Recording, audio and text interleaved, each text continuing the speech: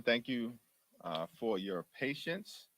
Earlier today, we had a caucus meeting in connection with the 117th Congress and then continued to organize as we prepare for the 118th Congress.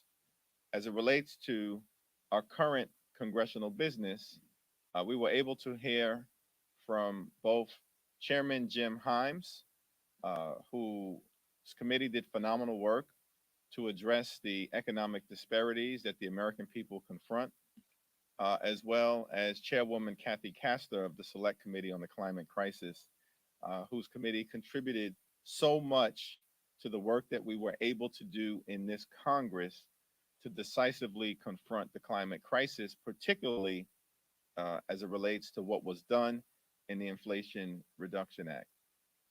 The work of both Kathy Castor and her committee and Jim Himes and his committee is consistent with what House Democrats are all about. From the very beginning, we have been determined in this Congress to get big things done for everyday Americans, to fight for lower costs, better paying jobs, and safer communities. And that is actually what we have done in this Congress, laying a strong foundation to build upon the work that needs to be done in the future, where we will continue to fight to make life better for everyday Americans. Fundamentally, that is what is at our core. It's what's in our DNA. It's what drives us. We want to make life better for everyday Americans all across the land. In urban America, rural America, suburban America, ex-urban America, the heartland of America, small town America, and Appalachia. That's what has driven our work in this Congress, and that is what will continue to drive our work as we move forward. I yield to our incoming Democratic Whip, Katherine Clark. Thank you so much, Mr. Leader, and good afternoon. As a former caucus vice chair, I congratulate and welcome our incoming vice chair, Congressman Ted Lieu. We are just thrilled and have an incredible team in Chair Aguilar and in Vice Chair Lieu. And today, Democrats are celebrating on two fronts. This morning, we received welcome economic news from the November Consumer Price Index report. Inflation is coming down. In fact, it has fallen for 5 straight months and is at its lowest level in nearly a year. What's more, gas prices are down, unemployment is down, the GDP is up, and jobs are up, including a total of 10.5 million jobs created under the leadership of President Biden. And this afternoon, President Biden will sign the Respect for Marriage Act, a major civil rights achievement in our march towards LGBTQ plus equality. These twin achievements are the pillars of the Democratic agenda, building an economy that works for working families and building a future where every American has the same access to justice and opportunity. The Republicans, however, remain uninterested in supporting the progress and prosperity of the American people. They voted against the American Rescue Plan and the Inflation Reduction Act, the laws that paved the way for our economic recovery and revitalization.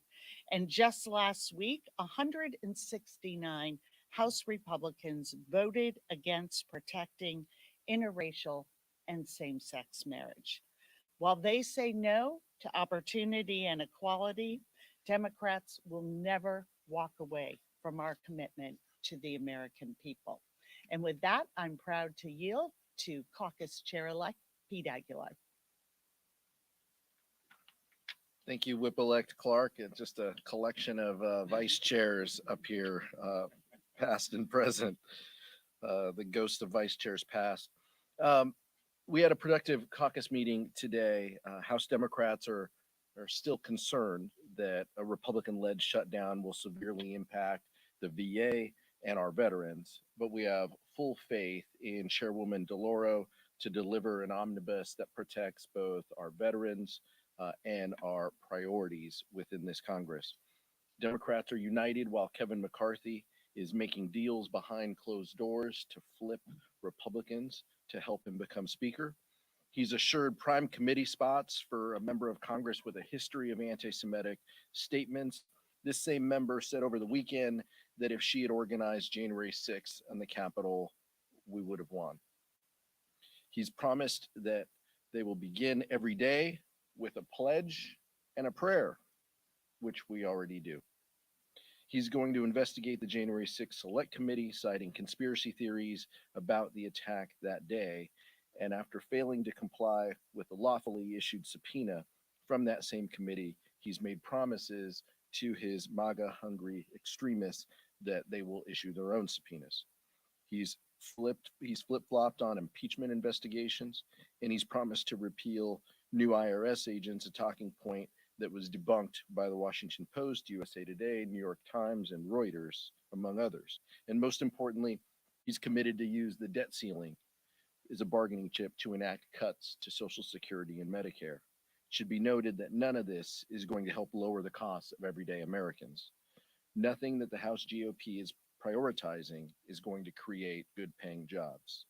While they fight amongst themselves, House Democrats will continue to put the American people first. And with that, our newest addition, the incoming vice chair of the caucus, a colleague from Southern California, a veteran and a friend, Ted Lieu. Good afternoon. I'm so thrilled to be here with Hakeem Jeffries, Katherine Clark, and Pete Aguilar, and we look forward to making sure that we continue to move American families forward, and we stand ready to work with Republicans in the House. And I hope that Republicans learn their lessons from this midterm where Democrats way overperformed. We did better in recent memory than most administrations have for the party holding the White House in power. Not only did we almost hold the House, we expanded the Senate. And we hope Republicans will work with us to put people over politics and focus on better paying jobs, lower costs, and safer communities. Unfortunately, the GOP leader has not been sending those signals. So recently, he put out a statement on social media saying what he's going to focus on is Hunter Biden's laptop. Actually, it's even more irrelevant than that. He's actually concerned about what Twitter was saying about Hunter Biden's laptop. So how does that move the American family forward? It doesn't. He also went on media and talked about how he wants to kick off members like Adam Schiff from the Intelligence Committee. So a focus on revenge, a focus on irrelevant committees, and a focus on irrelevant investigations does not help the American family. And so we urge that he doesn't go down these stupid, dark paths and work with Democrats as we continue to build upon the prosperity that we've had in these last 2 years. So again, I'm thrilled to be here with Hakeem, Katherine, and Pete, and I have much to learn from two of the former vice chairs. Thank you. Feeling left out is not being a former vice chair myself. Questions?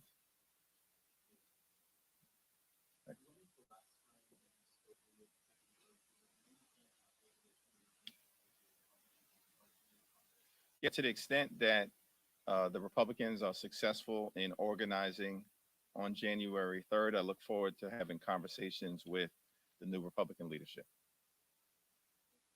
Okay, we're gonna go back and forth here.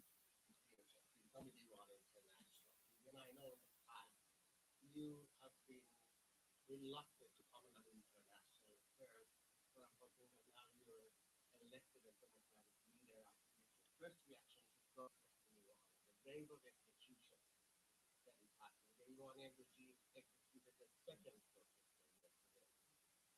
Activists are worried about another wave of execution. New York Times says more than 44 minors during the protest. Do you and the Democratic Party support the idea of sanctioning those who are repressing the Iranian people and breaking any international laws and norms to repress their own people?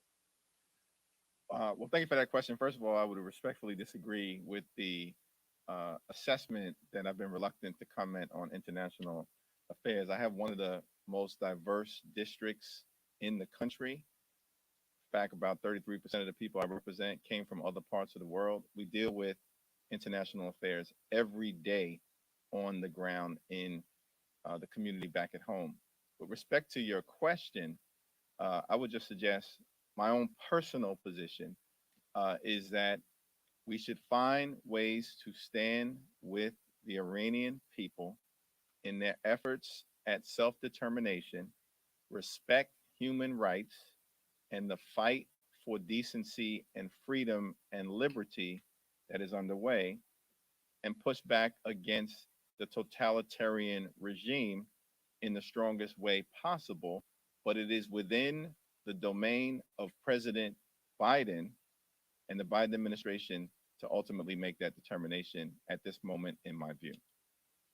Leader Jeffries, would Democrats consider voting in favor of a moderate Republican for Speaker of the House if McCarthy fails to get enough votes? And, especially taking into account some of the deal making that Congressman Aguilar was talking about. I'm trying to get every vote that I possibly can right now on January 3rd and expect that Democrats will come together in that regard. Certainly, that is my hope. We have to organize on the Democratic side. They have to organize on the Republican side. Let's see what happens on January 3rd. Tomorrow is the 10-year anniversary of the shooting of Sandy Hook. In the 10 years since then, gun-related deaths have been more than 80%. Is there any feasible action? And I recognize the Republican versus Democratic side. Is there any feasible action that you think Americans can see Congress undertake in the next Congress? Well, thank you for that question. And it is still a tragedy that scars all of us, what happened in Sandy Hook, and should continue to inspire all of us to deal with the tremendous challenge of gun violence that we're confronting in this country. And I want to yield to all of my colleagues to speak on this issue. They've all been leaders in the effort to deal with gun safety legislation here in America. It is important to note that we just passed historic gun safety legislation for the first time in 30 years that will save lives and includes some meaningful provisions to address the gun violence epidemic that we have in America that hopefully we'll be able to build upon in the next Congress and moving forward. America has 4% of the world's population, but 40% or more of the world's guns. That means there are somewhere around 400 million guns circulating throughout America, many of which are weapons of mass destruction, not used to hunt deer, but used to hunt children and families and others, and to shred them beyond recognition. And that should encourage all of us to do more as we move forward in the next Congress. And I'm certainly hopeful that my colleagues on the other side of the aisle will see fit to lean in further on gun safety. Yeah. This has been an issue that Democrats care so deeply about. And there are so many issues we talk about dividing our country. This actually is not one of them. This is an issue where it is not just Democratic families that fear for their children, whether that's in a place of worship or sending them to a school. It is about being in a movie theater. All of these places should be free of gun violence. And what happened at Sandy Hook was unthinkable. And really, it was hard to even to fathom when that information was coming in. And what we have seen since at Parkland, at Uvalde, it is heartbreaking that when we had the first bipartisan coming out of the Senate bill before the House in June that could move us forward on some common sense solutions to reduce gun violence in this country, that we weren't able to garner a Republican vote in the House. And so this is an issue that Democrats are going to continue to push because it is one of great concern. We cannot build safer communities until we address the statistic that the chairman just gave. We have to do a better job. We owe the American people that.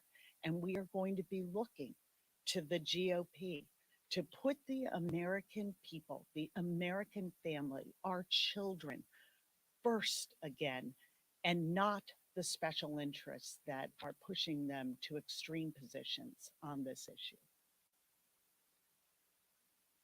Whip Clark was one of the leaders on the House Democratic side when it was a sit-in to talk about these very issues with John Lewis and others. All of us remember where we were 10 years ago. I was waiting outside the White House to go into a holiday party, the same one that President Obama got emotional at. And as someone who has kids in that age, it was deeply emotional for all of us. We view it, all of us up here view it through the prism of our own kids. The lockdown drills they have to take now, how their upbringing in school is different than ours as a result of gun violence. It's affected all of us in very personal ways. My district, there was a shooting 11 months after I was sworn in here in 2015, a mass shooting in San Bernardino. Was coming off of the House floor, and a colleague said, "Have you seen what's on TV? You know, you gotta go back, run back to your office." And that's what we experience. That's our experience. But as Katherine said, as Leader Jeffries said, you know, we are focused on enacting good policy for the American public. And so we hope that our colleagues continue to reach out. We hope that the anniversary of Sandy Hook means something. We hope that they will continue to reach out and support good, reasonable gun violence safety legislation like we passed earlier this year. That was a meaningful step, the most meaningful step we've taken in 30 years, but it's not enough. We know that we can do more, and we hope to do that in the upcoming session. I have 2 marksmanship awards from the United States military, so I'm not opposed to people having guns. I am opposed to people having guns who shouldn't have them. That's why I support universal background checks and why every Democrat in the House supports universal background checks. And it's extremely disappointing that we can't get that into law. I do hope that Republicans will work with Democrats on something as simple as universal background checks that's supported by over 85% of American people. And if we could just get that through, we're also going to save lives. I remember when Republicans controlled the House and Katherine Clark helped lead a sit-in. If she wants to do that again, I'll join her. Ted Lieu making news at his first press conference.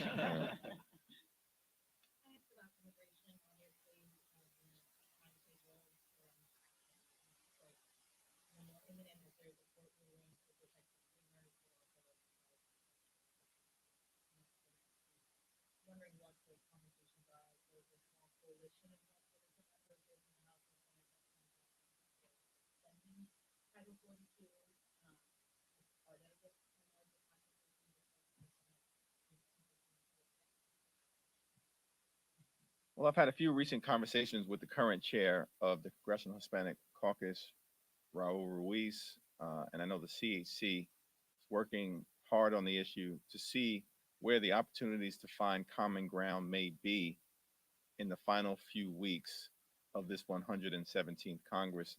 I'm hopeful that our friends on the other side of the aisle, on the other side of the Capitol, might see the need to begin, as the American people have demanded, to work on this issue in a responsible way that doesn't demagogue the issue like the former president did, but seeks solutions consistent with who we are as a nation of immigrants and a nation anchored in the rule of law.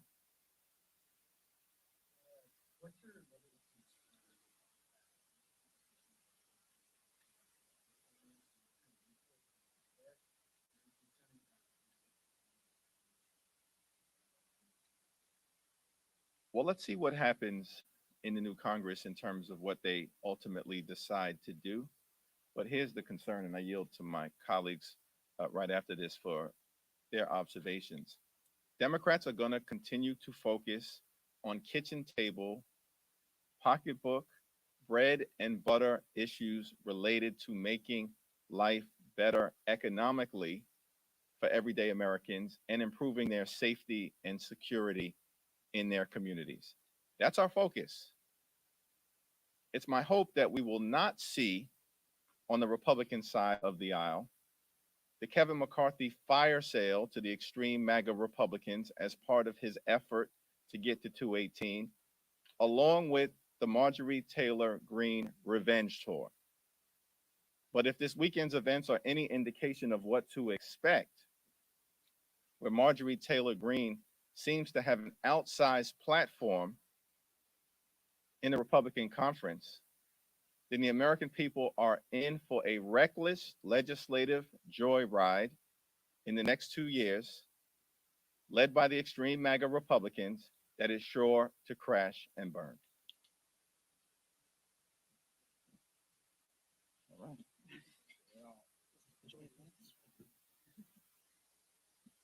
Getting back to immigration,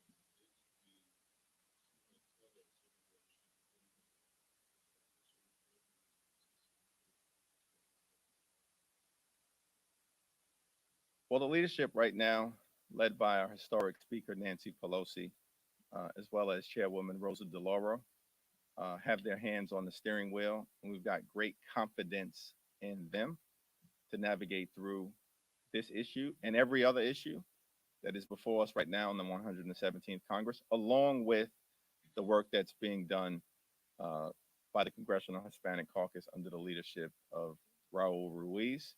And I will certainly at this moment defer to their efforts. One more question on that too. Given what we are seeing right now, the influx that has overwhelmed local authorities in El Paso, the potential end of Title 42 in this week, is the Biden administration doing enough right now? And for that matter, Democrats are about to lead the majority in the House without having taken action on larger comprehensive immigration reform. Was that a failure? It was not a failure. We in the House of Representatives have passed several bills supported by the American people on the immigration issue, including the Dream and Promise Act, legislation also to deal with TPS recipients, and legislation that is bipartisan in nature as well to make sure we address the issues connected to farm workers in this country so that they can be treated with dignity and respect and continue to be an essential part of our ecosystem here in America. The Senate has failed to take up any of those bills because of Republican opposition, and that's problematic. Let me yield to Pete. If Republicans were serious about these issues, they could take them up in the Senate. The Dream and Promise Act, the Farm Worker Modernization Bill, but more importantly, our funding bill. They haven't passed a single appropriations bill, and we are where we are. We're negotiating. They haven't passed a single appropriations bill, and some of those resources in the appropriations bills would go desperately to state and local governments for aid as they navigate what they are experiencing. It would also go to Customs and Border Patrol and Homeland Security. So if Republicans were serious, we would do better than a CR. We would pass a full year funding bill. But as the chairman mentioned, the policy matters for the House Democratic Caucus.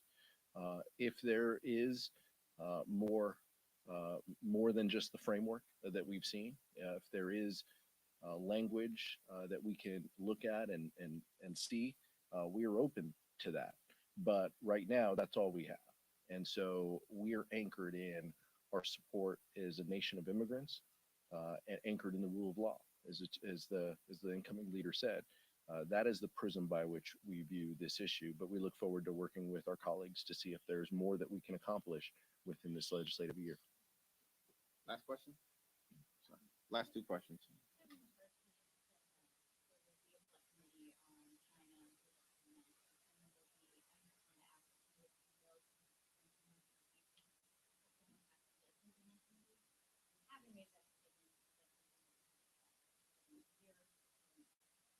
Well, we're going to continue to organize in the most responsible fashion possible. What's in front of us next are making sure that the current committee chairs are reaffirmed, those who are unopposed, in terms of continuing to be the lead Democrats moving forward on their standing committees, as well as addressing, as we will both before steering and policy, and ultimately the caucus under the leadership of Chairman Aguilar and Vice Chair Lieu, those contested committee races, including, as of the present moment, Transportation and Infrastructure and the Oversight Committee. That's what's immediately in front of us, and that's what we're going to deal with next. Last question.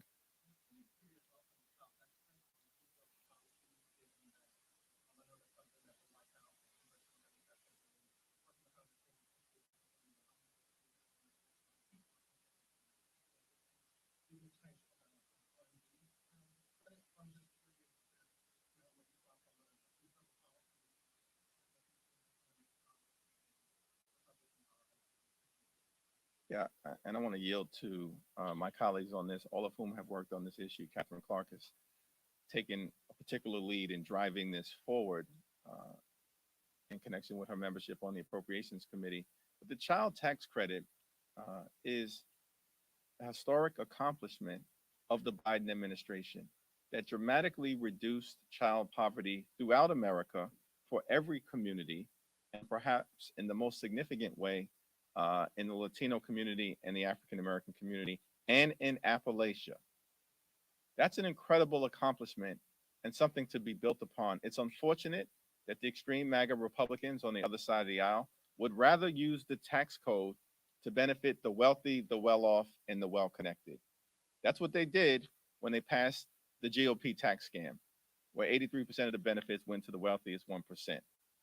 But in connection with our effort as Democrats to stand up for low-income families, working families, and middle-class families, the extreme MAGA Republicans have a problem with the child tax credit.